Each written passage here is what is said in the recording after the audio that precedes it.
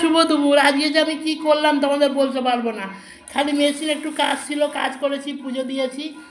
আর এইখানে দেখো অনুকালকে ওর বাপের বাড়ি থেকে নিয়ে এসে ডিম, এই যে দেশি মুরগির ডিম, একদম দেখো ডিমগুলো পুরো গুলি গুলি, কিন্তু এটাই হচ্ছে দেশি ডিম, ছোট্ট ছোট্ট ডিম। তো এইদিকে নিয়ে এসছে অনু ডিম, আর ডিম এনেছে, আম এনেছে। আর এদিকে দেখো কলমি শাক ও কেটে কুচিয়ে দিয়েছে। আর এখানে দেখো আমার জন্য একাটি কুলেখাড়া, নেব না কিছুতে, ও জোর করে নিল কুলেখাড়া, এই যে একদম টাটকা বর্ষার শাক না।